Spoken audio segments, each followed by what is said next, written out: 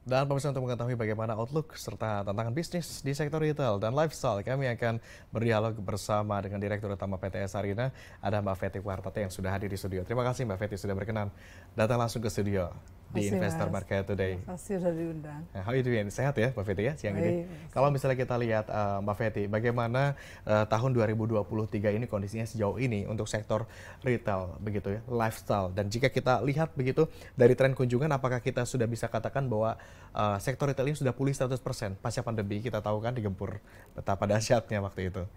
Baik.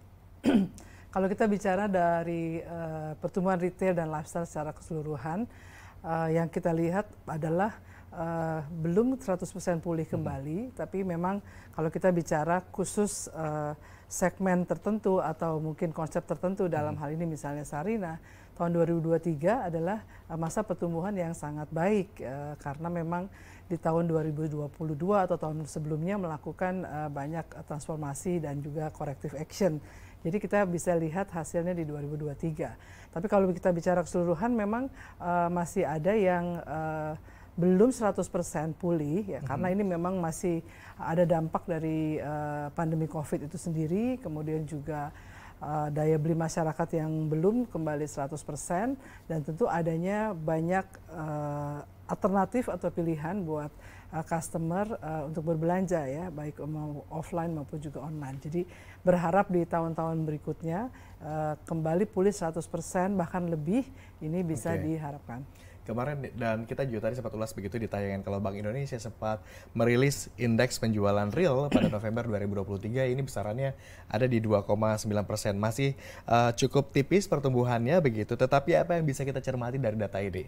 Kira-kira Mbak Fety? Karena memang di 2023 terutama setelah semester 2 atau setelah lebaran ini ada kondisi-kondisi yang masih berpengaruh, misalnya kondisi global. Ini juga sangat mempengaruhi daya beli masyarakat dan juga kemudian sudah memasuki masa-masa politik, ini juga mempengaruhi traffic yang ada di mall atau di shopping center. Tapi ya secara umum ya overall pelaku retail masih optimis ya bahwa ini akan terus pulih, bahkan kembali normal walaupun melebihin dari yang sebelumnya.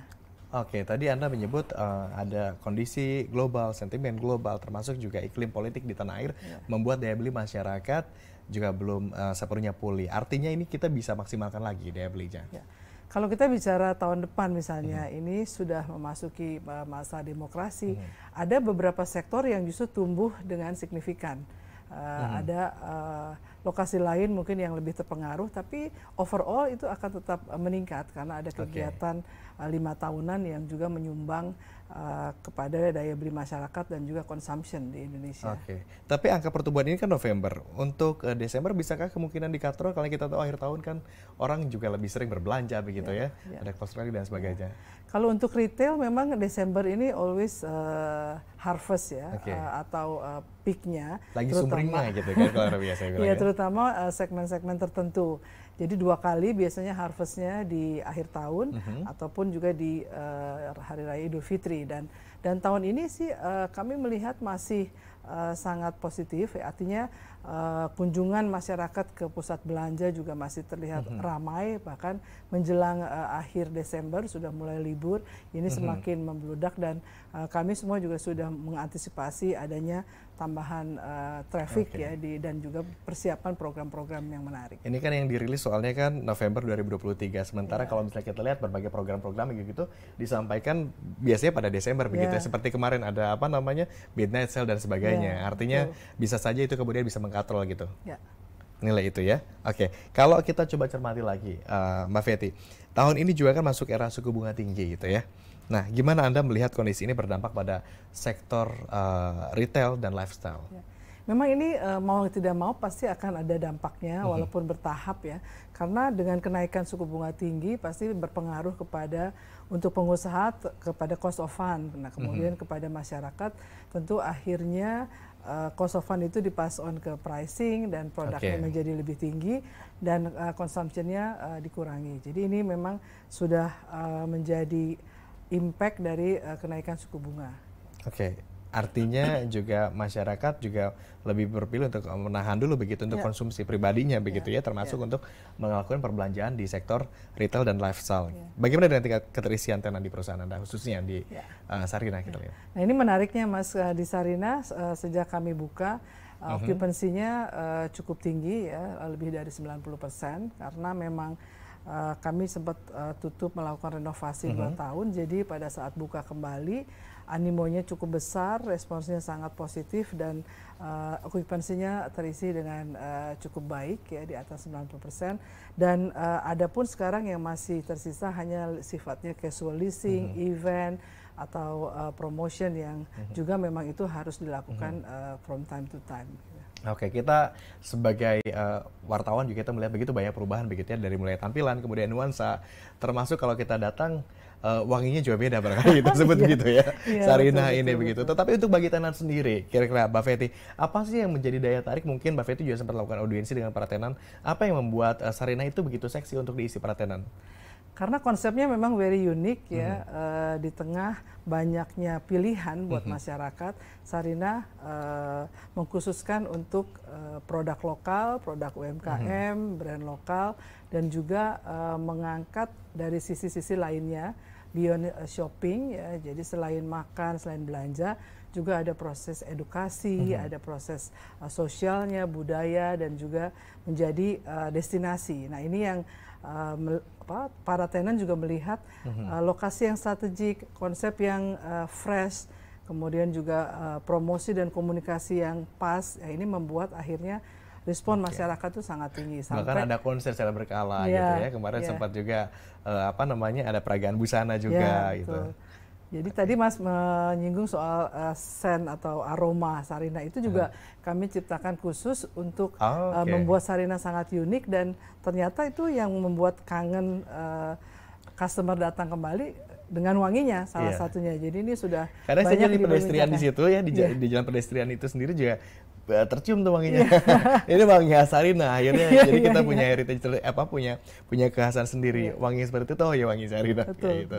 Oke, kalau dari 1 sampai 100 kita coba scale, berapa persentase keterisiannya sekarang? Sudah di atas 90%. Sudah di 90%, tapi belum sampai 100 dong? Ya karena memang kita sisakan ya 10%-nya untuk casual leasing, untuk yang sifatnya short term, event atau promotion. Nah itu memang harus ada, supaya mallnya tetap relevan dengan tren yang ada. Saya sengaja coba tanyakan scale dari 0 sampai 100 begitu untuk supaya ketemu jawaban begitu. Kalau gitu apa yang bisa dilakukan oleh manajemen Sarinah begitu untuk meningkatkan okupansinya gitu tadinya gitu? Kalau occupancy sekarang harus di-maintain, dan tentu bagaimana para tenan pun juga bisa memaksimalkan bisnisnya di Sarinah. Nah, artinya kami harus melakukan kolaborasi dengan para tenan, join promotion, saling mendukung, dan juga bagaimana kita bisa saling win-win untuk berbagi traffic dan juga berbagi bisnis. Dan mostly tadi ini kan long term ya. Kalau yang 10%-nya itu memang short term, untuk short term, untuk keperluan casual juga begitu ya. Untuk market target sendiri, kita tahu kan tenan-tenan Sarinah agak beda begitu ya. Lebih Indonesia kalau banyak pihak menilainya begitu. Memang market targetnya kemana? Karena memang konsepnya dibuat Indonesia banget. Jadi pemilihan tenannya pun juga kami kurasi yang sangat Indonesia. Bahkan ada seleksi yang ketat begitu, harus dikurasi dulu supaya sesuai dengan tema utuh keseluruhan Sarinah. Iya, bahkan brandingnya pun kami diskusikan dengan para tenan untuk merubahnya menjadi kata atau wording Indonesia, bahasa Indonesia. Kalau di tempat lain dia bisa menggunakan bahasa Inggris misalnya, khusus yang di Sarinah dibuat brand dengan bahasa Indonesia. Itu sebabnya mungkin kalau kita jalan-jalan ke Sarinah ini maksudnya very Indonesia begitu ya, tempat makannya, kulinernya, fashionnya, kemudian gaya, bahkan tadi wewangiannya pun tampaknya khas Indonesia gitu ya. Untuk tadi market target ternyata memang sengaja dibuat se-Indonesia mungkin. Bagaimana dengan harga-harganya? Pricing kami juga mencoba meng-cater segmen middle dan juga middle upper class, karena memang target marketnya cukup bervariasi dari masyarakat lokal dan juga turis mancanegara. Nah ini yang memungkinkan Sarinah mempunyai price range yang lebar. Jadi kalau Mas jalan-jalan ke Sarinah, produk yang harganya 2.000 sampai yang 75 juta juga tersedia di Sarina. Betul-betul ini memang kita sediakan untuk market-market yang sesuai dengan daya belinya. Daya belinya. Tapi tadi kalau kita bicara segmennya ada di middle dan middle upper class gitu ya. Artinya ini bisa jadi destinasi juga wisatawan mancanegara begitu kalau mau cari yang Indonesia banget gitu kan. Mereka dan nyaman berbelanjanya. Bisa tengok Sarina begitu. Kita akan diskusi lagi lebih lanjut bagaimana kemudian Sarina bisa bersaing dengan e-commerce di antara kita tahu sekarang digital, pembelanjaan digital segala macam begitu sedang naik daunnya. Bagaimana Sarina kemudian bisa survive dengan hal itu, kita akan diskusi lebih lanjut tentunya masih dalam Investor Market Today. Tetaplah bersama kami.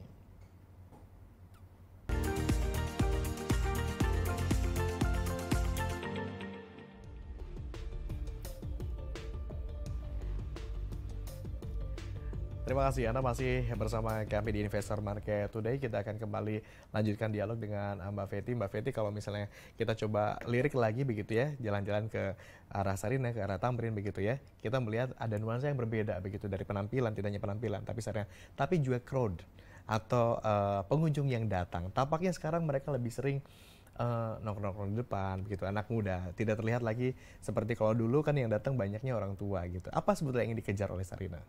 Jadi waktu itu memang kita ingin merevamp Sarina sedemikian rupa sehingga anak muda pun juga tertarik untuk datang ke Sarina dan juga spend di Sarina.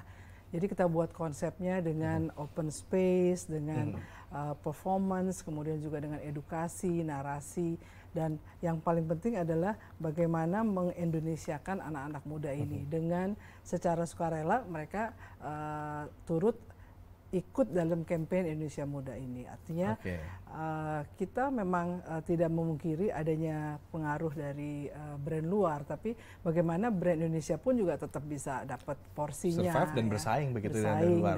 Dan kita combine konsep itu dari mulai shopping, makanan, performance, sampai angkat budaya dan juga ngangkat komunitas.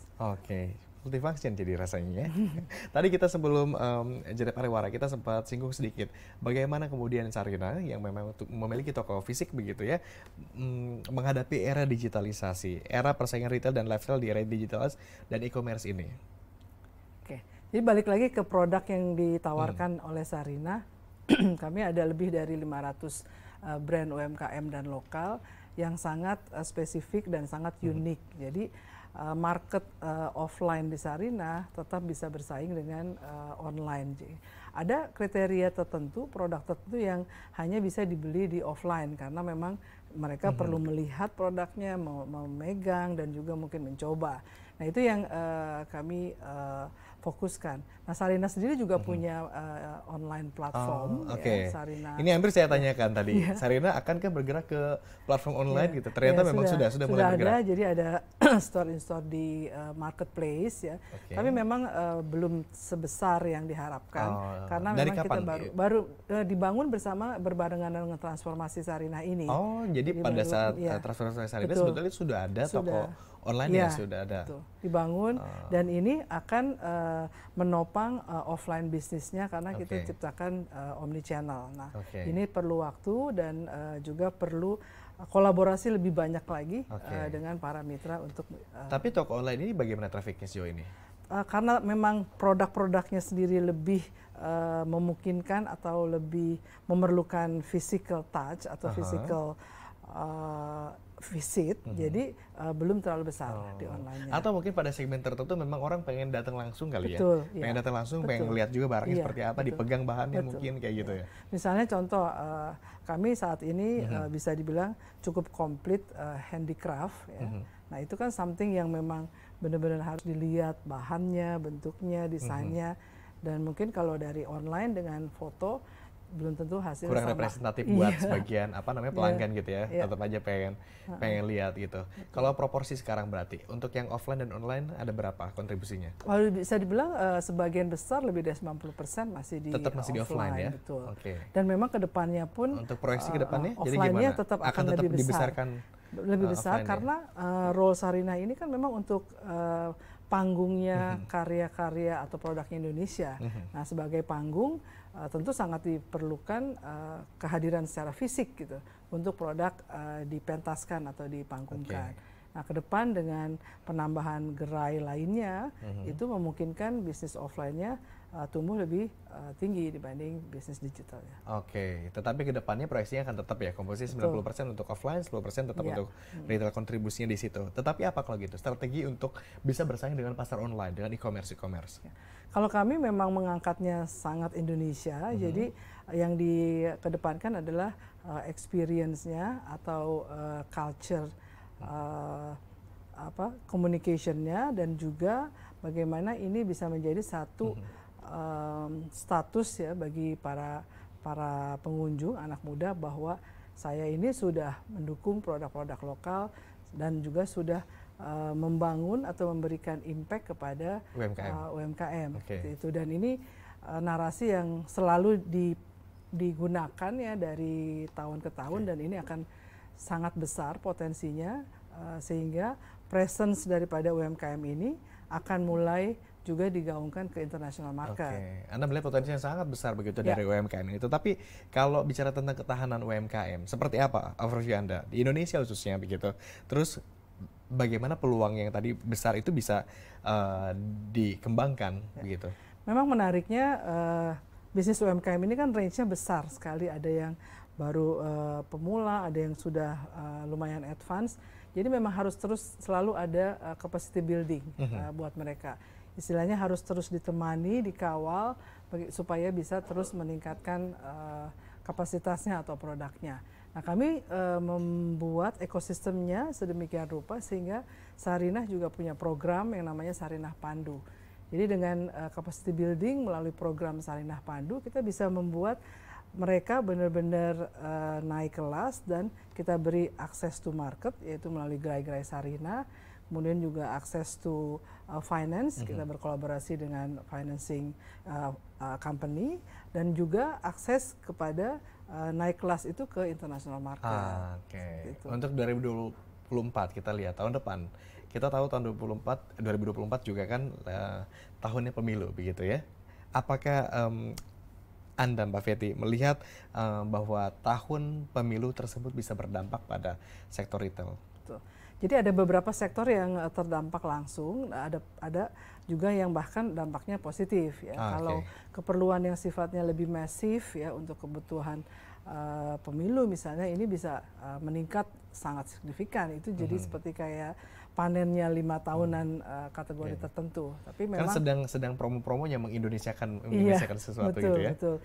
Tapi paling tidak setelah proses ini kita akan melihat lagi situasi yang kembali ke normal, di mana traffic itu akan muncul kembali, karena memang orang Indonesia ini sudah terbiasa dengan kegiatan di luar rumah yang bisa ada one stop shopping ya, untuk social life, untuk shopping, dan juga untuk membuat atau menjaring komunitas.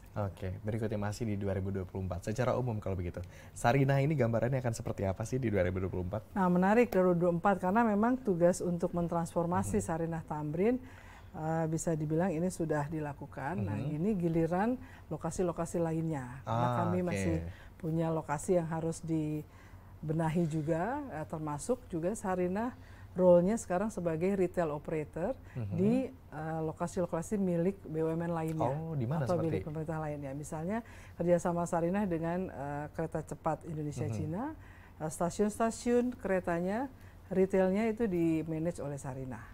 Nah, berikutnya nanti ada di airport, ada di destinasi pariwisata, ada di tempat-tempat publik lainnya. Jadi ini membuat gerai atau akses ke market buat UMKM semakin luas. Tapi ini berarti dengan kata lain Sarinah sedang berekspansi gitu ya, ke bandara, kemudian ke stasiun dan segala macam dan beberapa lokasi. Nanti mereknya akan sama Sarinah juga. Iya, jadi Sarinah role-nya dua, bisa sebagai toko Sarinah, bisa juga sebagai mall operator dari shopping center tersebut. Ini menarik karena Sarinah bukan hanya sebuah lokasi, akhirnya pusat perbelanjaan di satu titik saja, tapi sekarang juga ada gerai-gerai, ada toko-toko yang dengan nama Sarinah juga. Target akan ada berapa?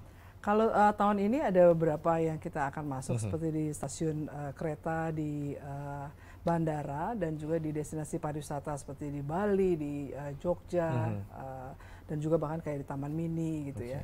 Dan menariknya kami sudah mulai juga merambah ke international market. Sudah buka Sarinah, kita namakan Windonesia by Sarinah di Windonesia. Itu di lokasinya? Di Australia. Di Australia. Ya, jadi ini bagaimana pelan-pelan benar-benar UMKM ini bisa merambah ke international market melalui wadah yang disediakan oleh Pintunya Sarinah. Sudah ada Sarinah. Artinya nanti UMKM bisa berkembang bahkan tembus ke kancah internasional bisa jadi melalui Sarinah begitu ya. Saat ini setidaknya baru Australia, tetapi target kemungkinan akan ekspansi ke beberapa wilayah lain kemana? Yang sudah Korea, dibidikan. ada Korea, India, Saudi Arabia, Turki, ke Jerman, ini yang sedang kita explore. Terima kasih, menarik sekali ini menjadi angin segar bagi kita semua, khususnya bagi pelaku UMKM bahwa ternyata setidaknya kita sudah punya pintu begitu untuk keluar untuk merambah dunia internasional. Kita bicara dalam 5 hingga 10 tahun ke depan. Kira-kira di mana positioning Sarinah kalau begitu?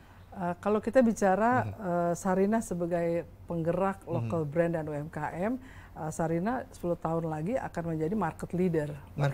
Sekarang pun juga tidak banyak yang memfokuskan hanya untuk di produk lokal dan UMKM. Jadi dengan visi misi seperti ini, di 5-10 tahun mendatang kami akan punya market share yang jauh lebih besar dan bisa menjadi market leader dan menjadi gerakan atau motor ya, untuk mengangkat UMKM ke jenjang yang lebih tinggi. Targetnya.